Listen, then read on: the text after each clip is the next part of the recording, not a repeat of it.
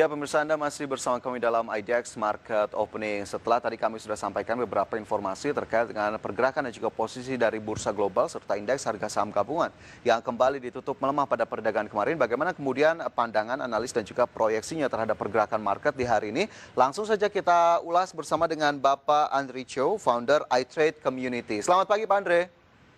Pak Andri, Selamat sorry. pagi, Mas. Ya, apa kabar Pak Andri? Baik, baik. Baik, Gimana, luar Mas? biasa. Semoga selalu sehat begitu ya di tengah kondisi saat ini.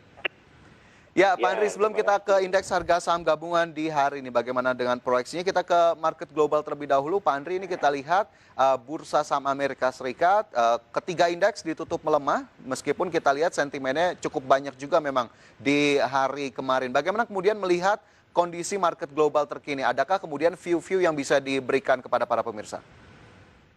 Ya, kalau kita perhatikan kan global maupun regional, domestik itu masih terkait dengan COVID-19 ya, bahwa dalam proses menemukan antivirus atau vaksin itu kelihatannya angka penularan maupun kematian ini masih terus bertumbuh. Jadi kalau saya perhatikan Dow Jones pun selama 1 bulan terakhir ini dalam tren intermediate downtrend ya, atau boleh dikatakan mulai menurun ya. Mungkin ini karena kan juga adanya sentimen dari pemilihan umum di sana ya. Jadi mendekati debat capres juga kondisi semakin uncertain gitu. Mengenai bursa di sana mungkin lebih cenderung market wait and see seperti itu, Mas. Oke, tapi sebetulnya Anda lihat investor ini cenderung memberikan respon yang memang cukup negatif terhadap salah satu sentimennya tadi debat perdana yang akan dilakukan antara capres Amerika Serikat, atau justru Anda lihat ada peluang-peluang yang memang sebetulnya investor juga tengah menanti dari sentimen satu ini? Ya, pastinya mereka tengah menanti ya apa yang akan terjadi atau apapun yang akan diputuskan nantinya pada saat pemilihan umum. Tapi kalau saya perhatikan di sini, Dow Jones kan turunnya ini baru sekitar 1 bulanan ya. Tapi kalau kita perhatikan dari bottomnya di bulan April, Maret April itu di angka 18 ribuan, sekarang sudah di angka 27.500, bahkan bulan lalu itu mencapai 29 ribuan, hampir mencapai all time high-nya lagi. Jadi sebenarnya secara jangka menengah itu sudah kembali ke level tertingginya ya. Jadi ini tergantung dari perspektif mana kita melihatnya, apakah jangka pendek, jangka menengah, atau jangka panjang. Kembali lagi kepada tadi, apakah investor menanti, tentunya itu memberikan sentimen-sentimen jangka pendek seperti itu. Oke. Tapi jika kita lihat mungkin berkaca ke histori sebelumnya begitu Pak Andri, jika Amerika Serikat tengah melaksanakan pemilihan presiden begitu atau pemilu, ini sebetulnya apakah justru euforianya akan cukup besar, atau justru Anda lihat tergantung nanti bagaimana kemudian jalannya pertama dari sisi debat dan juga pemilunya sendiri? Oke. Poin yang bagus sekali. Jadi kalau kita perhatikan tidak hanya di US, bahkan di Indonesia sendiri pun ada yang namanya presidential cycle. Jadi market pun mengikuti ada cycle atau siklus-siklus selama 4 atau 5 tahun menjelang political cycle seperti ini. Jadi memang memberikan sentimen nanti, karena market ini disebut sebagai leading indicator ya. Jadi kelihatannya sejauh ini US market, kalau dilihat dari Dow Jones ya, Dow Jones meresponnya cukup positif ya, karena sejauh ini angkanya sudah kembali mendekati level 2.500. Tapi kita nanti akan melihat apakah dia akan menembus ke bawah, kembali di bawah level 26.000. Jadi artinya angka kemarin 29 ribuan itu batal menembus level tertingginya di 29.500 yang adalah puncak tertinggi Dow Jones di tahun 2020. Nah, itu bisa dilihat kalau dalam istilah technical analysis itu, dia membentuk lower high. Jadi secara intermediate uptrend-nya. Jadi belum bisa dikatakan sentimen ini positif atau negatif.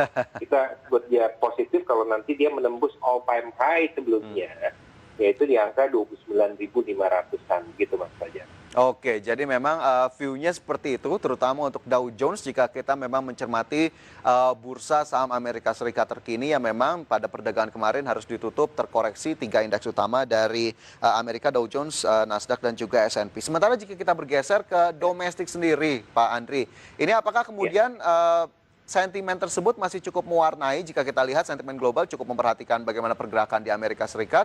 Apakah kemudian Indonesia atau IHSG hingga kemarin sentimen itu cukup mewarnai atau justru ada sentimen lain yang Anda lihat memberatkan indeks kita di perdagangan Selasa? Ya, kalau kita selalu melihatnya dua faktor ya, yaitu eksternal di mana kondisi global tentunya mempengaruhi secara langsung maupun tidak langsung, karena kondisi rupiah itu berhubungan erat dengan kondisi IHSG. Jadi kalau kita melihat rupiah pun sedikit melemah di angka 14.900-an. Ya. Nah, kemudian ya itu merefleksikan nantinya kalau di IHSG secara tidak langsung adalah emiten-emiten yang menggunakan USD. Ada exposure dolar di sana ya? Betul, seperti itu. Nah, jadi kalau diperhatikan faktor eksternal kembali lagi mempengaruhi atau tidak mempengaruhi. Nah, kemudian juga faktor domestik hampir di seluruh dunia kan sekarang menunggu yang namanya vaksin.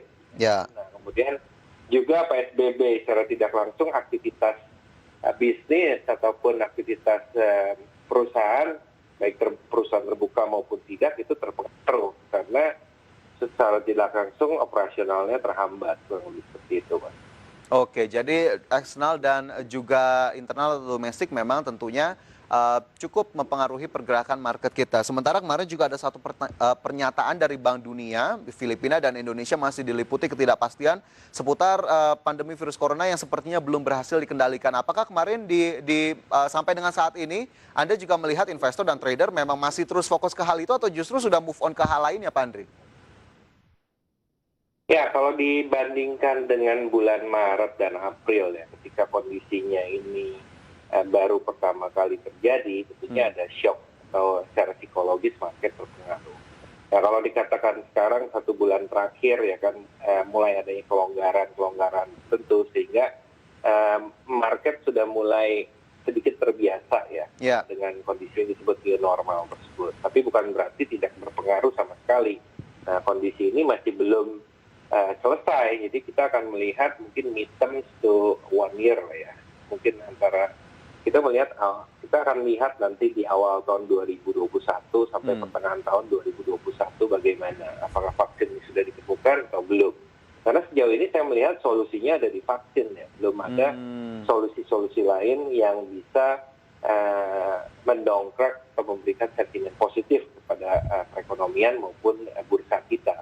Seperti itu Mas Fajar. Oke, kunci atau solusinya salah satunya memang ada di vaksin yang memang tengah dinanti saat ini, bagaimana kemudian prosesnya dan apakah kemudian nanti bisa berjalan dengan lancar dan bisa menekan lagi-lagi kasus virus corona yang masih terjadi terutama di Indonesia. Nah, dari sisi level indeks harga saham gabungan sendiri Pak Andri, kita lihat kemarin ditutup melemah 0,56% ke level 4.879, setelah Senin juga ditutup melemah 0,79%. Ini ada pola yang bisa kita bacakah hingga perdagangan kemarin untuk kemudian bisa diproyeksikan juga terutama di hari ini dan beberapa waktu ke depan Pak Andri?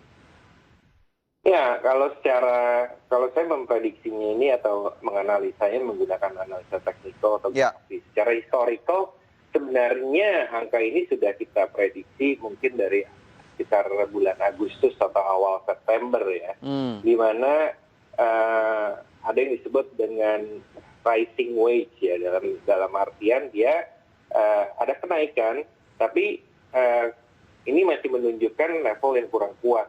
Maksudnya adalah ada potensi dia turun kembali.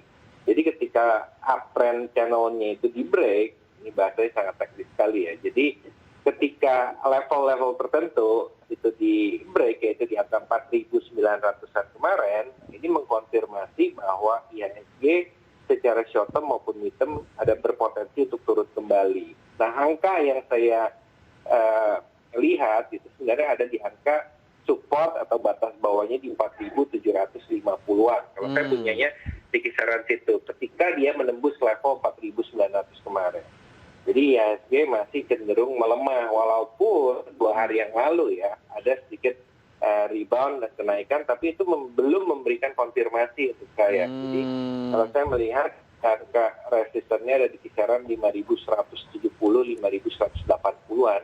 Nah kalau bisa naik kembali di atas itu, mungkin kita akan melihat angka 5.500, 5.400 sampai 5.600 kembali. Oke. Nah, tapi untuk saat ini saya masih cenderung IHSG ini mungkin masih ada sedikit pelemahan, walaupun pelemahan yang terbatas, mungkin ke angka 4.750-an mungkin. Oke. Jadi saya melihat level supportnya di situ, seperti itu Mas. Pelemahan terbatas, level support di 4.750 meskipun tadi tidak menutup kemungkinan ada level-level lebih tinggi yang bisa dicapai. Tapi kita tahu ini Oktober sudah mulai masuk begitu ya, kuartal 3 artinya sudah berada di ujung. 3 bulan lagi Anda lihat proyeksinya IHSG masih bisa bergerak ke level tadi 5.400 hingga 5.500 Pak Andri?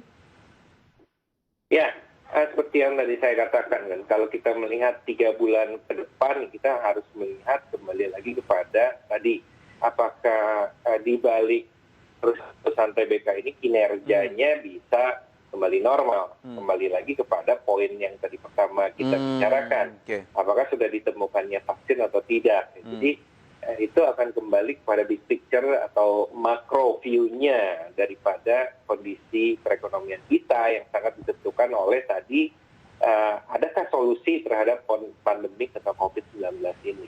Oke, jadi memang akhirnya investor atau pasar masih menanti bagaimana kemudian langkah-langkah yang bisa untuk memulihkan ekonomi sehingga perusahaan-perusahaan terbuka juga bisa kembali normal atau mungkin bisa lebih optimal begitu ya kinerjanya di 3 bulan terakhir. Betul. Oke, baik.